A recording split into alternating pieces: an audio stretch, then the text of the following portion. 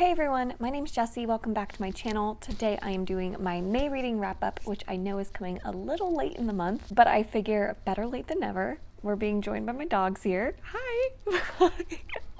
So if you've been following any of my videos, you know that I just had my baby in the month of May, so I didn't get a whole lot of reading done, but the reading that I did get done was a really good quality reading. It was fantastic books that I finished in the month of May, with one slight exception that I will talk about. So without further ado, let's just jump right into it. I did manage to finish 4 books. I'm going to go from my lowest rated to my highest rated book.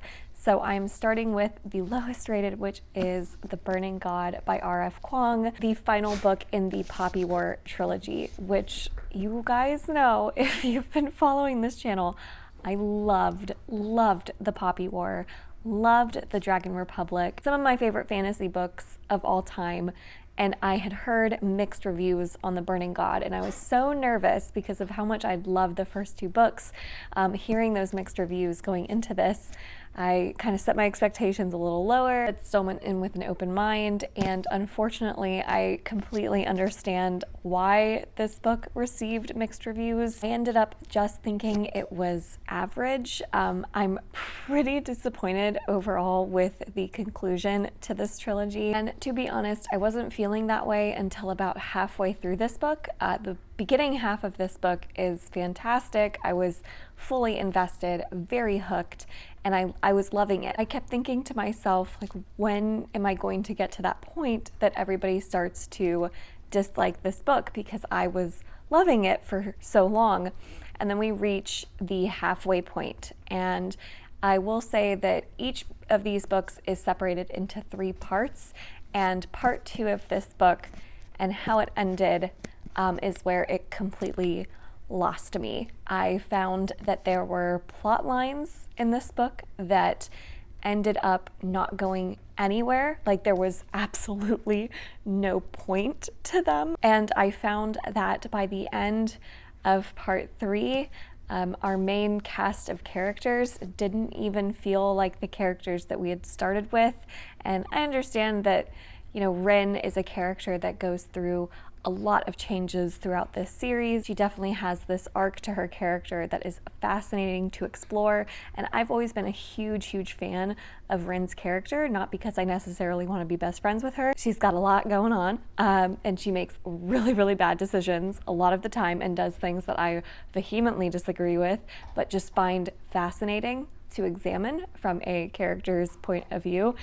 However, in this book, Rin as well just completely lost me by the end. I was no longer a fan of Rin, which is shocking because I loved her so much from the previous 2 books. So for that reason, like, the characters becoming completely unlikable for me. There was another character that is one of our main characters from the very beginning who just completely was sidelined and had no sort of personality at all in this book, which was completely different from how he was presented in previous books. It was very disappointing character development, and seeing where our characters end up, it was just very disappointing.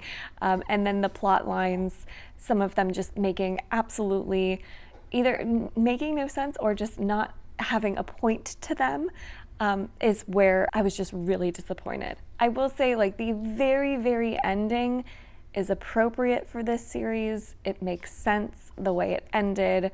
I can't really see it ending any other way at the very end, but just that second half of this book, it just became such a chore to read, and I was just so disappointed with how we ended up getting to the very end. I'm so sad. But overall, the trilogy as a whole is still, in my opinion, like a 4.5 star trilogy, even if this one was disappointing. I am so glad I read this trilogy, and it will probably still go down as one of my favorites of all time, just because of how much I loved the Poppy War and the Dragon Republic. But The Burning God was not my favorite, and I'm really sad about it.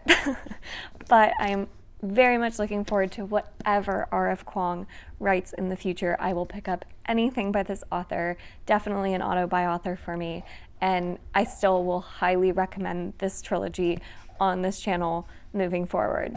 So happy I read it. The next book, and this is one that I really ended up enjoying, and that was The Shadow of What Was Lost by James Islington. This was the Shelf Space Book Club pick for April, but I ended up finishing it in May. So this book is compared to The Wheel of Time very often, which I was very nervous about because I am not a huge fan of The Eye of the World. I read that book, did not enjoy it really at all, and did not continue on with the series. So when everybody kind of compared this to Wheel of Time, that was not necessarily a sell for me. However, I noticed right away that this book, the writing style is so much more accessible and so much easier to read and more fast-paced than Robert Jordan's writing style, which is my biggest complaint with Eye of the World, was the writing style. So immediately I let out a sigh of relief because I knew that this was going to already be a more positive experience than Eye of the World, just due to the writing style being something I connected with a whole lot more. And I will say it's a slow start, and it took me a while to get into this book, but once we hit a halfway point and there's a specific plot device that is introduced around that halfway mark in this book that I absolutely love. And when that was introduced, I was completely hooked. I could not put this down. I loved where we were going. I loved the world. The magic system was really interesting, and the characters were really fun to follow. I will say, if you are a character-driven reader, I don't know that this book will be for you, just because it doesn't focus a whole lot on developing really deep characters.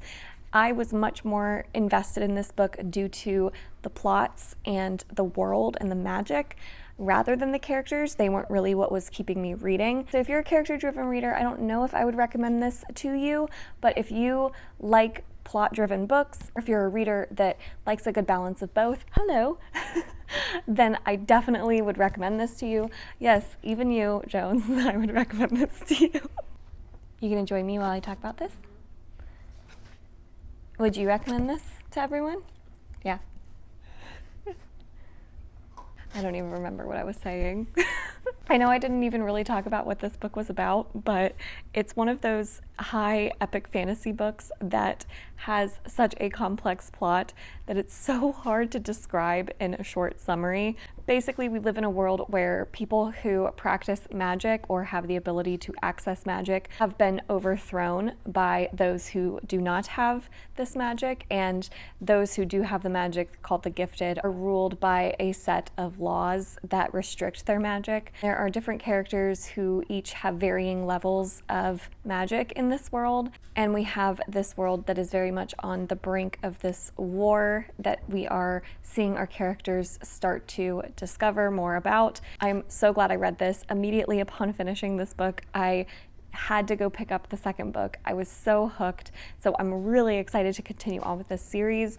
And I will say that even if you are not a Wheel of Time fan like myself, I highly recommend this still, because I think it's different enough from Wheel of Time to attract new fans. If you want to hear more detailed thoughts on this book, I have the live show that we did with Jade from Bedtime Bookworm linked down below for Shelf Space, so you can check out that live show where we talk about spoiler-free and spoiler thoughts and go into a lot more detail on this book. But overall, I really enjoyed this. I can't wait to continue with this series. The next book I have to talk about is Anxious People by Fredrick Backman. This is my fifth Fredrick Backman book, and I have to say, I think this might be my second favorite Fredrick Backman, right after Beartown. I still think I like Beartown more, but I loved this book.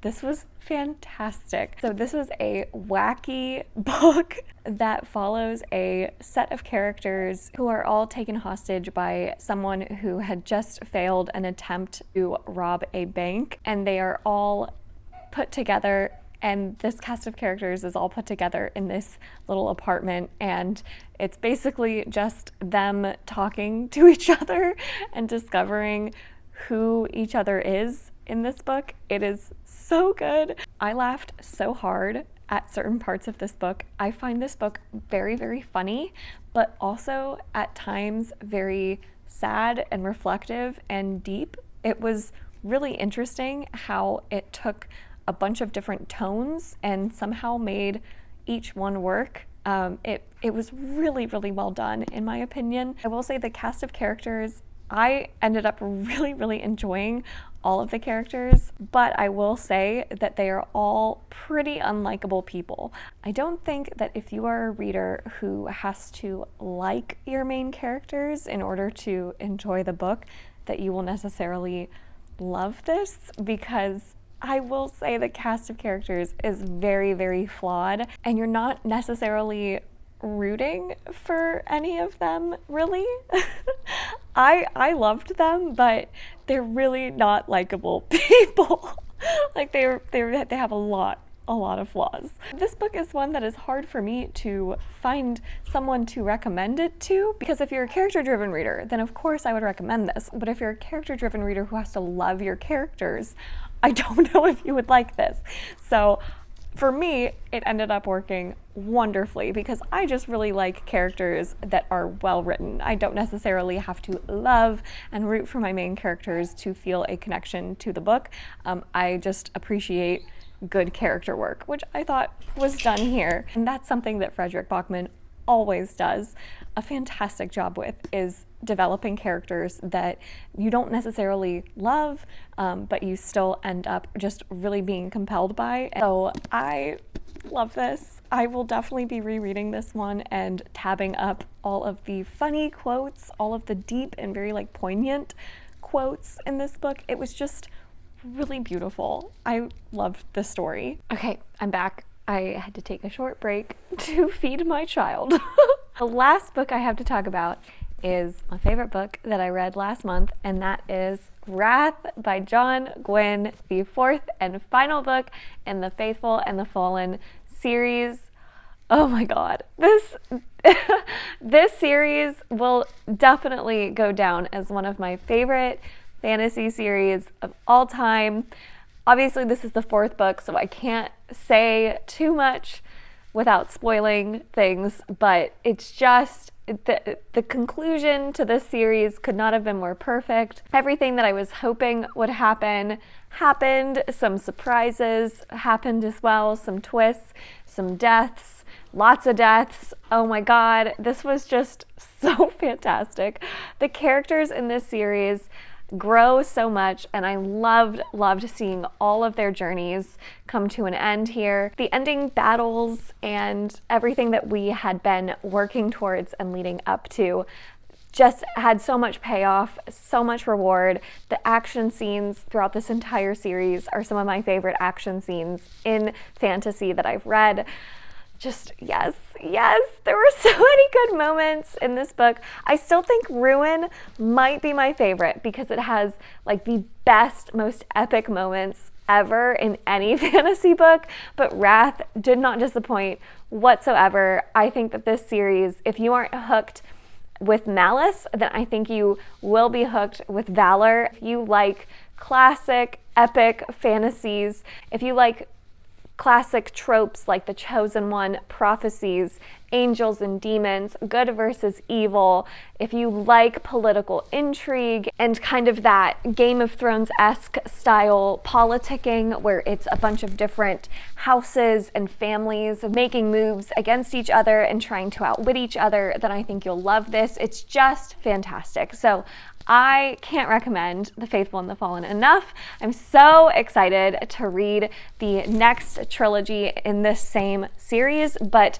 I know that Gwynne also just published The Shadow of the Gods, a totally new series. This is an auto-buy author for me. I will pick up anything Gwynne writes. I love his writing style so much. It's something that connects with me very, very easily. I can read these books. These are huge books, and I can read them in less than a week because of how easy they are to just keep flipping the pages. It's so good. I know it's not for everyone. I know that there are some friends here on YouTube that don't like it, and that's totally fine, but I will definitely be recommending this series over and over again on my channel in the future. So those were the 4 books that I read in the month of May. I had a really good reading month. I'm very happy about it. And I had my baby girl, so it was a good month overall. What was your favorite read that you read in May? Definitely let me know in the comments down below. Thank you all so much for watching this video. If you enjoyed it, give it a thumbs up, subscribe, and I will see you all in my next one.